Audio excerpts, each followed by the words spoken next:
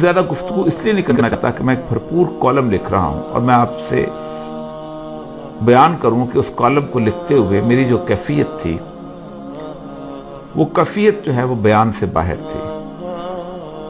میں کالم پڑھ کے سنا دیتا ہوں اس لیے کہ اس کالم کے بعد میرے پاس کوئی اور لفظ ایسے نہیں بچیں گے کہ میں اس تقریر پر تبصرہ کر سکوں۔ یہ کالم خالصتاً سید الانبیاء صلی اللہ علیہ وسلم کے حوالے سے، اسلام فوبیا کے حوالے سے مسلمانوں کی آواز کو اس عالمی فورم پر بلند کرنے کی بات ہے۔ باقی تمام مسائل جو ہیں وہ اور طریقے سے حل ہوتے ہیں، لیکن اسلام فوبیا یا رسول اللہ صلی اللہ علیہ وسلم کی گستاخی جو ہے یہ زبان و بیان کا مسئلہ تھا، اور اس کا مقابلہ بھی زبان و بیان سے اور قلم و قلم سے ہو سکتا تھا، اور وہ انتہائی خوبصورتی کے ساتھ کیا گیا۔ میں آپ کو کالم آپ کی نظر کرتا ہوں، یہ انشاءاللہ عزیز آپ اخبارات میں بھی پڑھ لیں گے، لیکن میں یہ خراج عقیدت ہے جو عمران خان صاحب کو دینا چاہتا ہوں۔ 31 اکتوبر 1929 کو غازی علم الدین شہید کو اس میاں والی کے علاقے میں جیل میں تختہ دار پر لٹکایا گیا، جہاں سے عمران خان کے دودھیال کا بھی تعلق ہے۔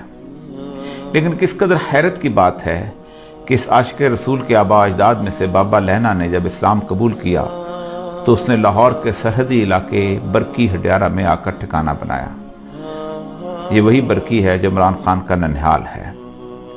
مجھے کوئی مماثلت نہیں ڈھونڈنی، میں تو حیرت میں گم آج سے 90 سال قبل آنکھوں میں آنسو لیے علامہ اقبال کے اس چہرے کو اپنے تصور میں لا رہا ہوں جو غازی علم الدین شہید کو لحد میں اتارتے ہوئے ہچکیوں سے رو رہا تھا۔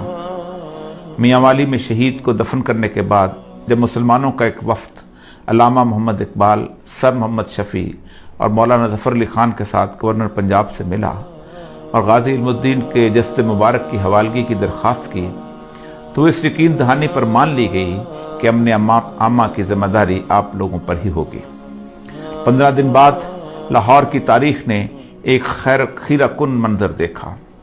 غازی علم الدین کا جسد مبارک ایسا تر و تازہ تھا کہ چہرے پر غسل کے پانی کے قطرے چمک رہے تھے، یوں لگتا تھا جیسے ابھی ابھی غازی علم الدین شہید وضو کر کے آئے ہوں۔ لاہور کی تاریخ کا سب سے بڑا جنازہ 5.5 میل طویل کون تھا جو اس سعادت سے محروم رہتا؟ شہید کو لحد میں مولانا دیدار علی شاہ اور علامہ اقبال نے اتارا۔ میت کے سرہانے کھڑے آنسوں سے تر اس عاشق رسول اندلیب باغ حجاز اور پروانہ رسالت علامہ اقبال نے کہا، ترخان کا بیٹا آج ہم پڑھے لکھوں سے بازی لے گیا اور ہم دیکھتے ہی رہ گئے۔ ہر وہ شخص جو سید الانبیاء کے ناموس اور حرمت سے محبت کرتا ہے، اس کی کیفیت اس وقت بالکل ویسی تھی جب عمران خان عالمی فورم پر سید الانبیاء صلی اللہ علیہ وسلم سے مسلم امت کی والہانہ محبتوں کا اظہار کر رہا تھا۔ ایسے میں میرے پاس اسے نظر کرنے کے لیے آنکھوں میں ڈبڈباتے ہوئے آنسوں کے سوا کچھ نہ تھا۔ کون ہے جس کا دل زخمی نہیں ہے؟ کس کی راتیں سالوں سے بے خوابی میں نہیں گزرتی کہ اس کے پیارے رسول صلی اللہ علیہ وسلم کی شان میں روزانہ گستاخی ہوتی ہے اور وہ بے بس و لاچار ہے، اس کے بس میں کچھ نہیں۔ وہ پکار کر بتانا چاہتا ہے کہ میں اس مدینے والی سرکار سے اپنی ماں، باپ، بہن، بھائی اور اولاد سے زیادہ محبت کرتا ہوں، اور یہ میرا آخری سرمایہ ہے، یہی میرے ایمان کی جمع پونجی ہے۔ لیکن اس کی آواز سدا بصہرا ہے۔ وہ کوئی مولوی ہے تو بس جمعہ کے خطبے میں آواز بلند کر لیتا ہے، کسی تحریک کا سربراہ ہے تو جلوس نکال لیتا ہے، دھرنا دیتا ہے، مفتی ہے تو فتویٰ دیتا ہے، کالم نگار دانشور ہے تو کالم لکھتا ہے، ٹی وی پر گفتگو کرتا ہے۔ لیکن یہ سب مل کر بھی اپنی آواز گستاخان رسول اور اسلام دشمنوں تک نہیں پہنچا سکتے، اور نہ ہی ان کو عالمی سطح پر اس طرح لاجواب کر سکتے ہیں جس کا موقع اور استحقاق میرے اللہ نے عمران خان کو عطا کر دیا۔ میں تو مالک کے کائنات کی فرما روائی کا اس حد تک قائل ہوں کہ کوئی پتا بھی اس کی مرضی کے بغیر نہیں ہلتا ہے۔ یہ کیسے ہو سکتا ہے کہ عمران خان کو ناموس رسالت کے لیے آواز بلند کرنے کی توفیق منشاء الہی کے بغیر ہوئی ہو؟ یہ تو انتخاب ہے اور مجھے اس پر صرف رشک کرنا ہے۔ میرے پاس صرف تشکر کے آنسو ہیں۔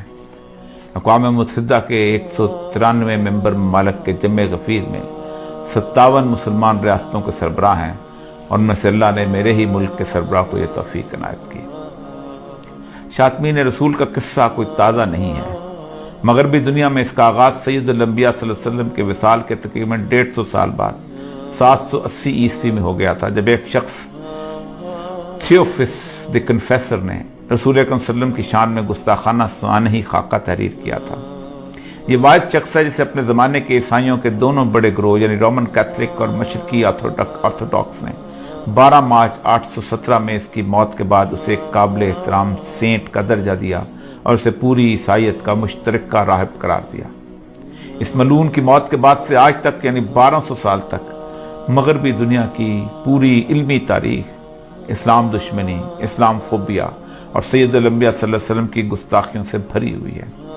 کوئی بڑا مورخ اٹھا لیں، آپ کو اس کی تحریروں میں اسلام اور سید الانبیاء صلی اللہ علیہ وسلم سے نفرت ملے گی۔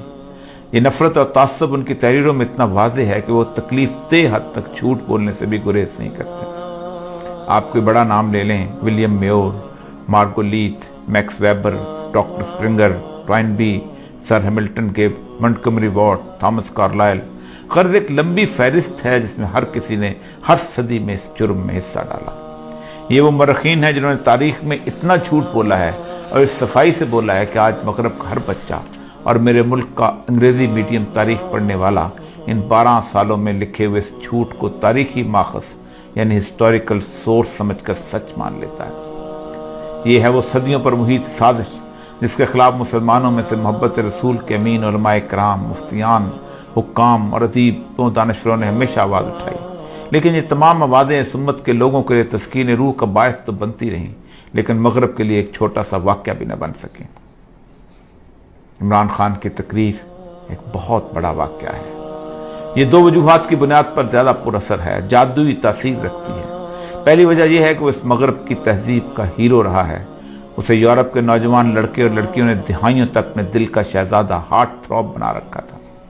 ایسا شخص جب میرے آقا سرکار دو عالم صلی اللہ علیہ وسلم کی ناموس کا پرچم اٹھاتا ہے تو پھر مغرب سوچنے پر مجبور ہو جاتا ہے، ان کا یقین ایسی تمام جھوٹی تحریروں پر متزلزل ہو جاتا ہے اور وہ اصل اسلامی ماخذ کی طرف رجوع کرتے ہیں۔